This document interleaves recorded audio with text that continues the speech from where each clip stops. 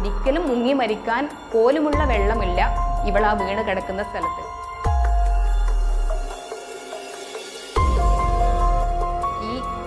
അവൾ മരിച്ചു കിടക്കുമ്പോൾ വസ്ത്രമില്ലായിരുന്നു, മുകളിലെ വസ്ത്രമില്ലായിരുന്നു.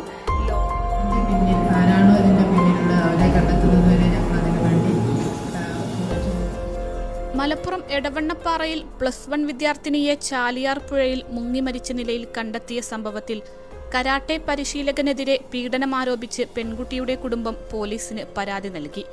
പരിശീലകനെതിരെ പോക്സോ കേസ് നൽകാനിരിക്കെയാണ് 17-കാരിയെ ദുരൂഹ സാഹചര്യത്തിൽ മുങ്ങി മരിച്ച നിലയിൽ കണ്ടെത്തിയതെന്നാണ് പരാതി. ചൊവ്വാഴ്ച വൈകിട്ട് 6ഓടെയാണ് പെൺകുട്ടിയെ കാണാതായത്. രാത്രി 8ഓടെ ചാലിയാർ പുഴയിൽ അധികം വെള്ളമില്ലാത്ത ഭാഗത്ത് കമിഴ്ന്നു കിടക്കുന്ന നിലയിൽ മൃതദേഹം കണ്ടെത്തി. മേൽവസ്ത്രം ഉണ്ടായിരുന്നില്ല. ഒരു ചെരിപ്പ് മാത്രമാണ് മൃതദേഹത്തിൽ നിന്ന് കണ്ടെത്തിയത്. ആത്മഹത്യ ചെയ്യില്ലെന്നും പരിശീലകനെതിരെ കേസ് നൽകാൻ പെൺകുട്ടി തീരുമാനിച്ചിരുന്നതായും കുടുംബം പറഞ്ഞു. +2 ഡിഗ്രി കഴിഞ്ഞവർക്ക് വേൾഡ്സ് ഫസ്റ്റ് AR/VR ക്ലാസ് റൂമിലൂടെ സ്മാർട്ട് ഫോൺ എഞ്ചിനീയർ ആവാം. കൂടുതൽ അറിയാൻ വിളിക്കൂ Bridco and Bridco. Kozhikode medical കോളേജിന് സമീപത്തെ സ്കൂളിലെ +1 വിദ്യാർത്ഥിനിയാണ് പെൺകുട്ടി.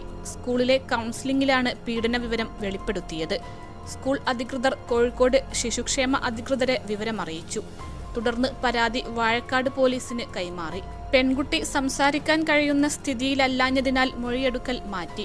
ആരോപണ വിധേയനായ കരാട്ടെ പരിശീലകനെതിരെ നിലവിൽ 2 പോക്സോ കേസുകളുണ്ട്.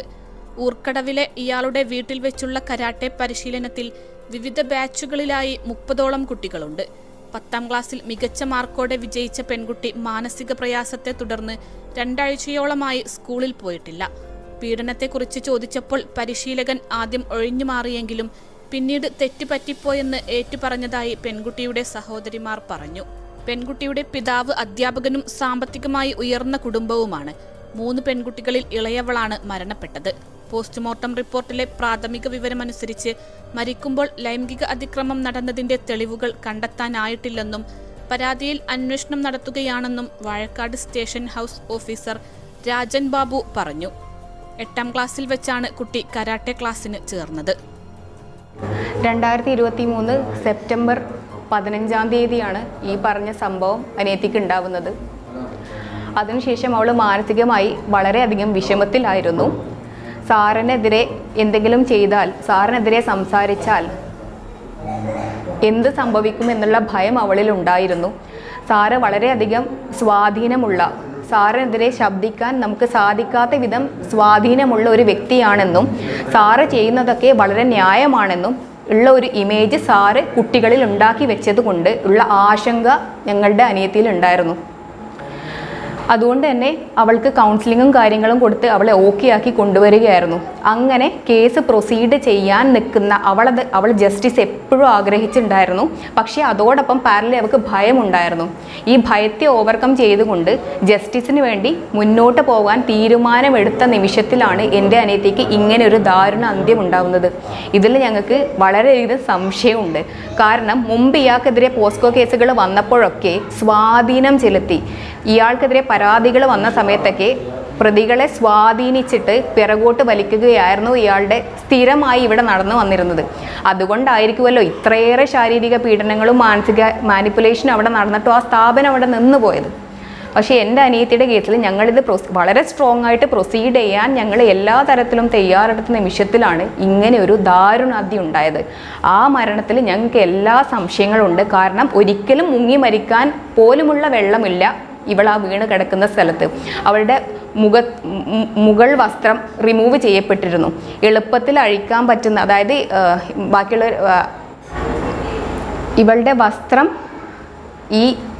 അവൾ മരിച്ചു കിടക്കുമ്പോൾ വസ്ത്രമില്ലായിരുന്നു, മുകളിലെ വസ്ത്രമില്ലായിരുന്നു. അത്യാവശ്യം ലോങ് ആയിട്ടുള്ള 3/4 കൈയൊക്കെ ഉള്ള അത്യാവശ്യം കോട്ടൻ്റെ പോലെയുള്ള ഒരു വസ്ത്രമായിരുന്നു അവൾ ഇട്ടത്. അവളുടെ കാലിൽ ചെരുപ്പുകൾ ഉണ്ടായിരുന്നു. അവളുടെ കൈ ഇങ്ങനെ ഒരു ബന്ധിക്കപ്പെട്ട് അഴിച്ചതുപോലെയുള്ള ഒരു തരത്തിലായിരുന്നു ഉണ്ടായിരുന്നത്.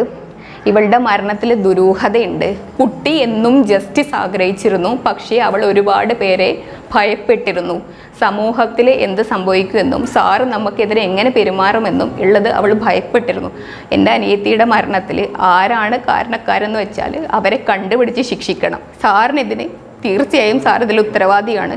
സാറല്ലാതെ ഇതിൽ ആരെങ്കിലും ഇൻവോൾവ് ചെയ്തിട്ടുണ്ടെങ്കിൽ അവള് വൈകുന്നേരം നടക്കാൻ ഇറങ്ങിയപ്പോൾ ഫോളോ ചെയ്യുകയോ അവളെ ഭീഷണിപ്പെടുത്തുകയോ മാനസികമോ ശാരീരികമായോ അവളെ ഉപദ്രവിക്കുകയും ചെയ്യുകയോ ഇങ്ങനെ ഒരു മരണത്തിലേക്ക് എന്തെങ്കിലും പ്രേരണ ഉണ്ടായിട്ടുണ്ടെങ്കിൽ അതും കണ്ടെത്തണമെന്ന് ഞങ്ങൾ അപേക്ഷിക്കുകയാണ്.